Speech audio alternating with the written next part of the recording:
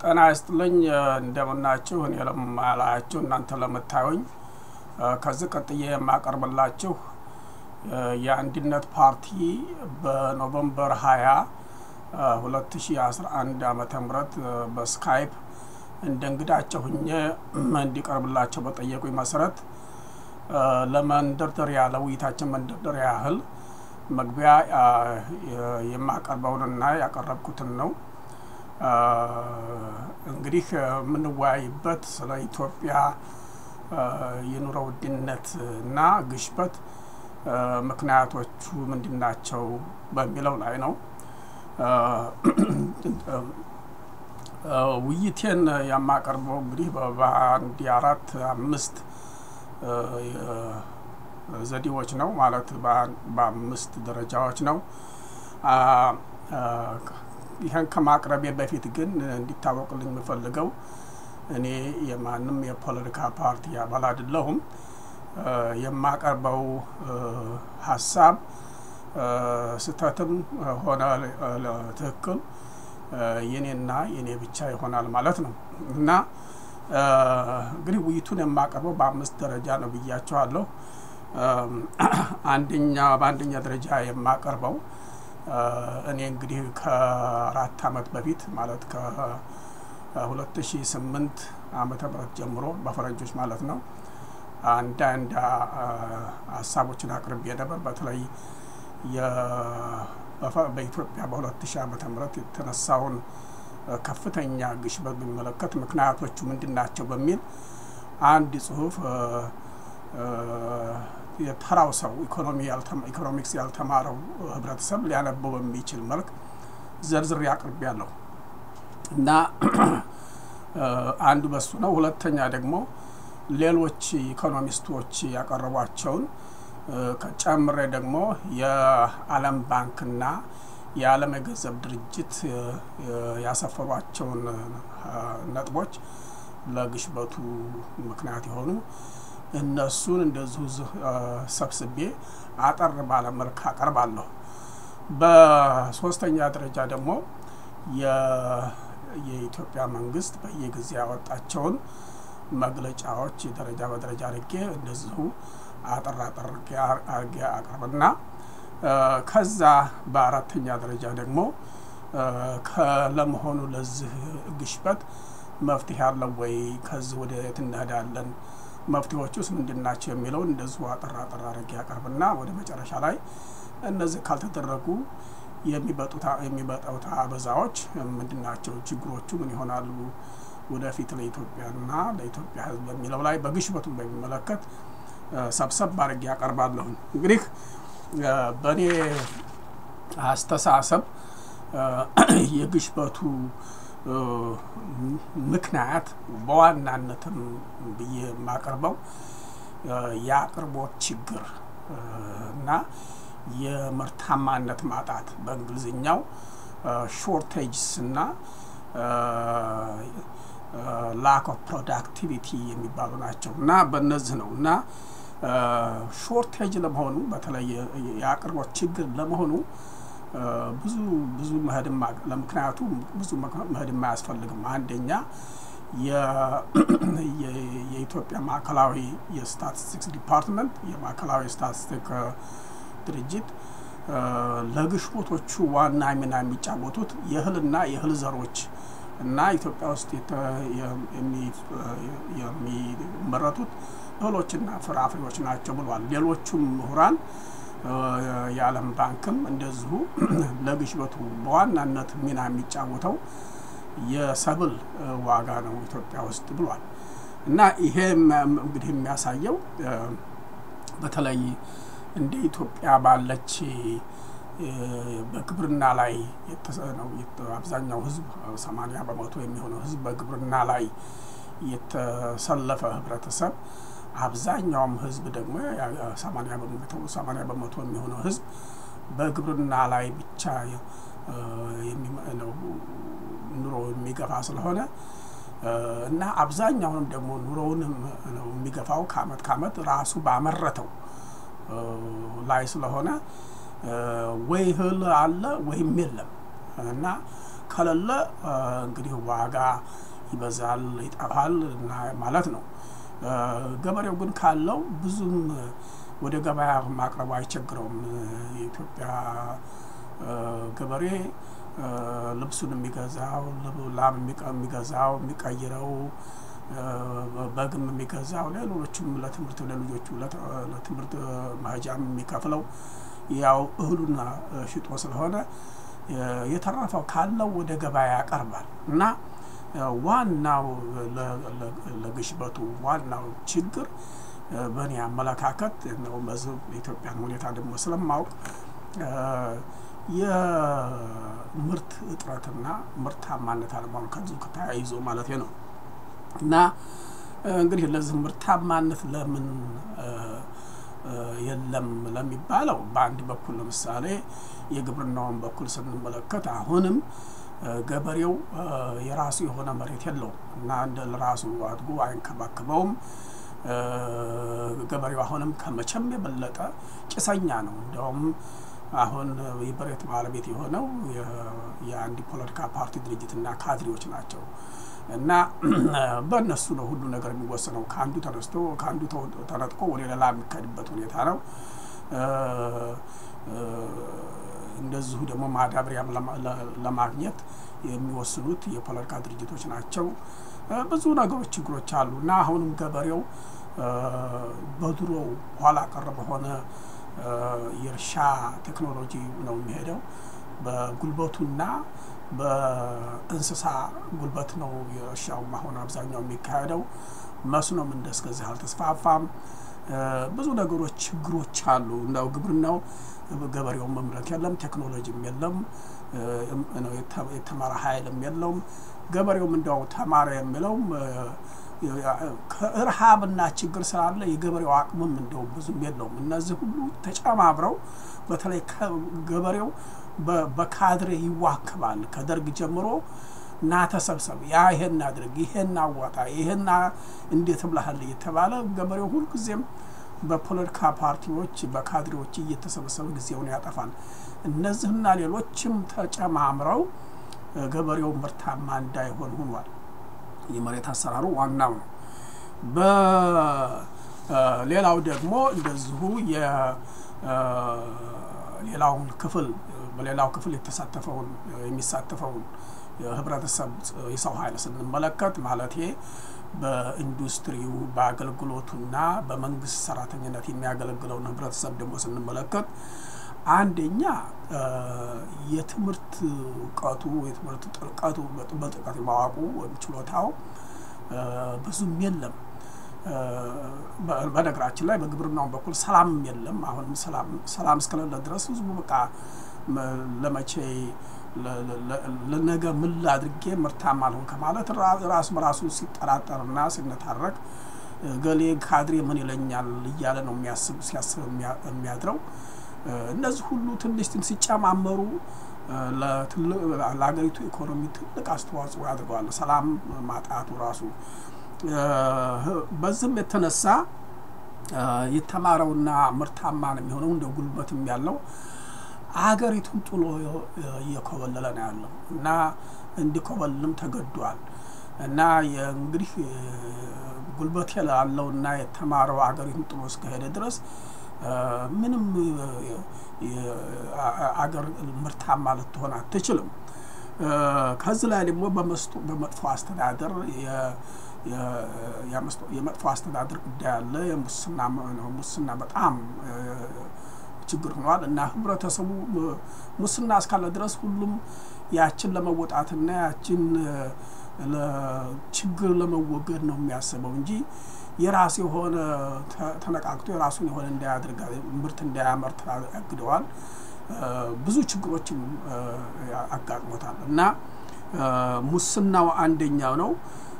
ከዚህ ደግሞ የኢትዮጵያ ኢኮኖሚ አብም ነው በሚና እየተጫወቱ ያሉት የፖለቲካ ፓርቲ ሀብት የሆኑ የጎሳ ፖለቲካ ፓርቲ ሀብት የሆኑ ድርጅቶች ማለት እንግዲህ እንደ ጊንሾ እንደ ኤፈርት እንደዚህ የመሳሰሉት እነሱ ናቸው ኢኮኖሚውን በሚና ላይ የሚጫወቱት ያለውን። ከዛ ላይ ደግሞ ያ ሸኻላሙዲ ድርጅት አለ እነሱ ናቸው ሚናውን ሁሉን ነገር በተለይ የውጭ ምንዛሪያው የመጣበትን የምርት ምንጭ የያዙት እነሱ ናቸው እነዚህ ደግሞ በተለይ በፖለቲካ ፓርቲ የተያዙ ድርጅቶች ብዙ ምርታማ ሊሆኑ አይችሉም ያላቸው ምንድነው የስራ መፍጠር ለፖለቲካ ፓርቲ አባሎችና ካድሬዎች የስራ መፍጠሪያ ነው እና እነዚህ ራሱ ምርታማነት አለመሆን ውድድር አለመኖር እነዚህ ችግሮች አሉ እና ሌሎችም ችግሮች አሉ እና ምርታማነት ያልመጣበትን ጠቆም ለማድረግ ፈልጌ ነው ምሳሌዎች በሁለተኛ ደረጃ ለግሽበቱ ትልቅ አስተዋጽኦ አለው ብለው ሌሎችም ምሁራንና እንደዚሁም የዓለም ባንክና የዓለም የገንዘብ ድርጅት ከኔ ጋር የሚስማሙበት የልል የሆነ የገንዘብ ፖሊሲ ነው ማለት excessive expansionary monetary policy excessive money supply የሚባለው ነው በእንግሊዝኛው እና ይሄ ደግሞ የተያዘው አንደኛ የባንክ ብድር ለነዚህ ቅድም ለተጠቀስኳቸው የፓርቲ ድርጅቶች ነው ይገፋል መንግስት ደግሞ ራሱ ብዙ ጊዜ ራሱ ይበደራል ብዙዎቹ ለምሳሌ የመንገድ ስራ የግድብ ስራ የቴሌኮሙኒኬሽን ስራ የኤሌክትሪክ ማመንጫ ስራዎች የስኳር ፋብሪካ ለመፍጠር ሌሎችም ሁሉ በተለይ የከተማ መስራት ኮንዶሚኒየም መስራት እነዚህ ወሰሉ ሙልማቶች መንግስት ይሰራ የግድ ይበደራል ከባንክ እና የ2010 መስለኛል ዓመተ ምህረት ለባንክ ወጣው ህግም እንደዚሁ መንግስት ያለ ገደብ እንዲበደር አድርጎታል ያ ብድር ነው እንግዲህ አንደኛው ለብዙ ገንዘብ እንዲመረት ያደረገው ማለት ነው አንደኛው ዋናው እንግዲህ እነዚህ የመንግስት ብድሮች ለፖለቲካ ድርጅቶች ደግሞ የሚገፋው ብድር ራሱ ቀላል የሆነ እንትን ነው የግሽበቱ ዋናው ምክንያት ነው በሌላ በኩል ደግሞ ስንመለከት ገንዘብ መንግስት የሚያወጣቸው ገንዘቦች አሉ ለምሳሌ ፖለቲካ ንብረት የሆኑት ድርጅቶች ድጎማ ይሰጣል በሌላ በኩል ደግሞ አሁን እንደሚባለው ከ5 ሚሊዮን እስከ 7 ሚሊዮን የሚሆን የኢፒዲአርኤፍ ፖለቲካ ፓርቲ አባል አለ ያን ኃይል ለመሰብሰብና ለማደራጀት ለማስተናገድ ለማባበል ለማስተዳደር የሚወጣ ብዙ ገንዘብ አለ በተለይ ከ2005 በፈረንጆች ወይም በ1997 ዓመተ ምህረት ምርጫ ቀደም ብሎና ከዛ በኋላ ብዙ ገንዘብ ፈሷል ይሄ ነው የማይባል ሁሉ መሳብርት እየፈሰሰ ነው ያ በዛ ላይ ያም ራሱ ትልቅ አስተዋጽኦ አድርጓል በሌላ ደረጃ ደግሞ መንግስት እንደሚመስለኝ መንግስት ከህዝብ ጋር ጠበኛ ስለሆነ የግድ አመጽን ለማገዝ ህዝብን የጎተቱ ፍርድ ቤት ለማቅረብ በፖሊስ ለማሰር በዛም ደግሞ ለስለላ በብዙ ነገሮች ለደህንነት ጥበቃ በሚል ብዙ ገንዘብ መንግስት ያወጣል እና ያም ቀላል አይደለም እንግዲህ እነዚህ ሁሉ ተማምረው ለግሽበቱ የልል የሆነ የገንዘብ ፖሊሲ ብለው ከዚህ ጋር ተያዘ ነው እነዚህ ሁሉ ተጨማምረው ለገንዘብ መብዛቱ ምክንያቱ ነዋል በሶስተኛ ደረጃ ማቀርበው ደግሞ ምክንያት በየማቀርበው የብር ቅነሳ መደረጉ ነው የብር ቅነሳ ዲቫሉዌሽን ማለት ነው ተደማምሮ 2 አመት ባልሞላ ውስጥ ወደ 40% የብር ቅነሳ ምንዛሬ ቅነሳ ተደርጓል በተለይ በ2003 ዓመተ ምህረት መጀመሪያ ላይ ማለት በፈረንጆቹ 2010 ላይ ብር ከ20% እንዲቀንስ አድርጓል እነሱን በሚመለከትም እንደዚሁ አባዚው ምን እንደሚሆን በደንብ አድርጌ እንደዚሁ ለህብረተሰብ በሚቀርብበት ነው አቅርቤ ነበር ነው ያልታደሉ ነው እንደዛም ያቀረብኳቸው ነገሮች እንዳሉ የዘረዘርኳቸው ነው ሁኔታዎች የሚፈጠሩ ነው ያልኳቸው ሁሉ እንደዚህ ሆነዋል።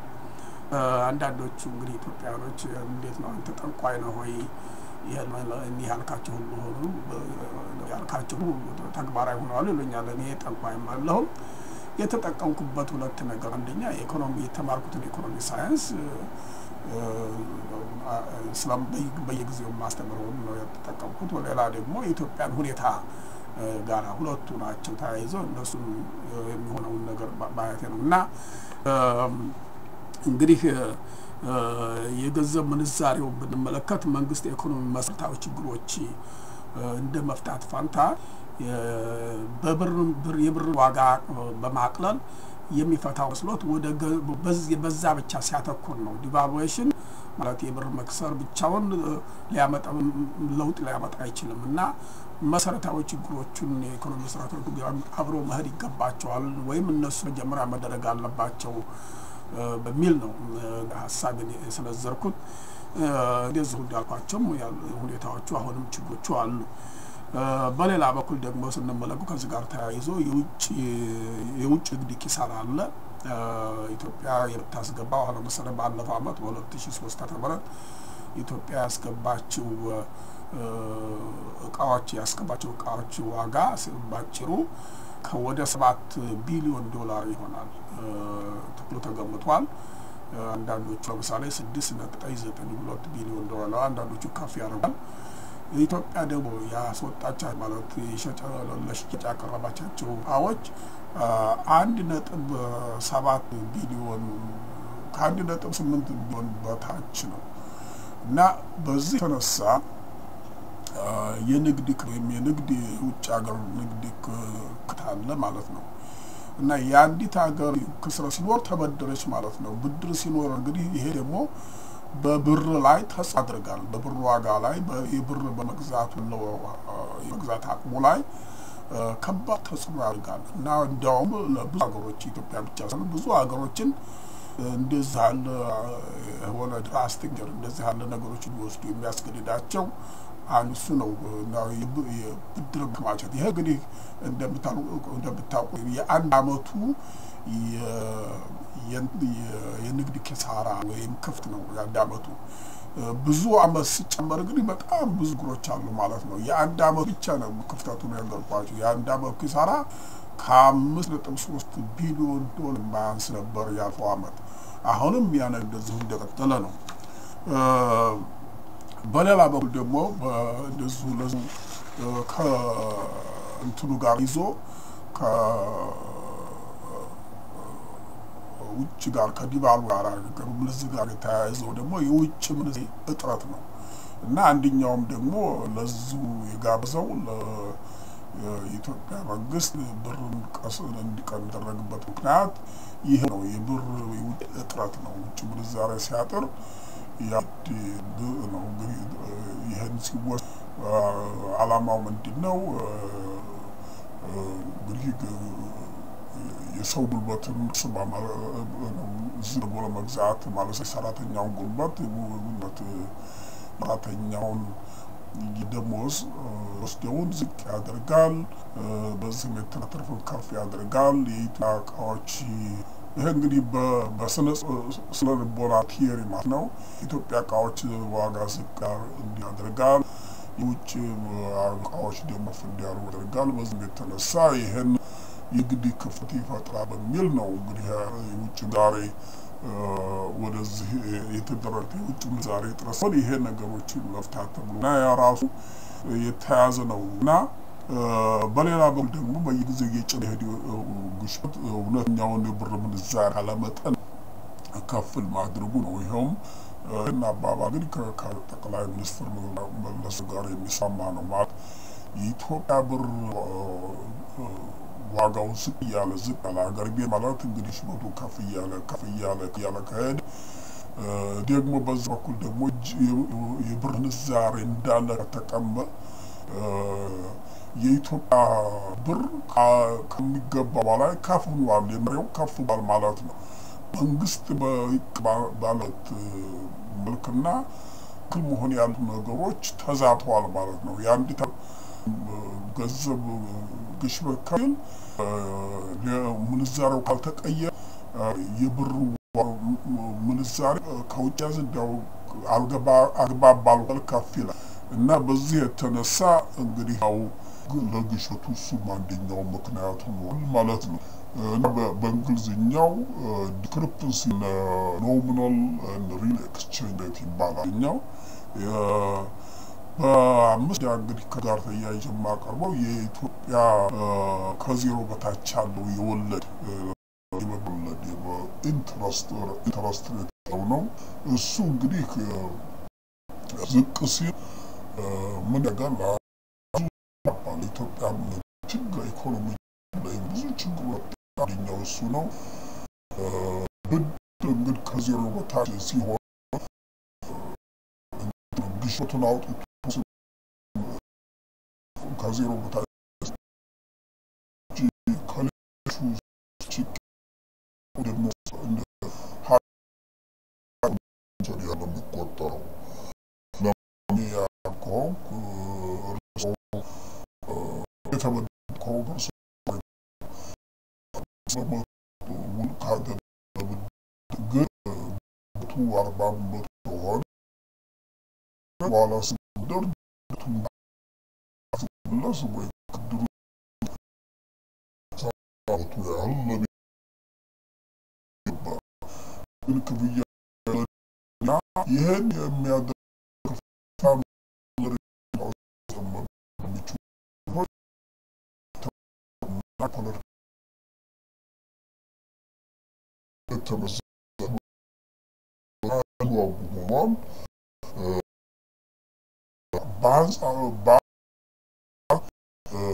ሰዎች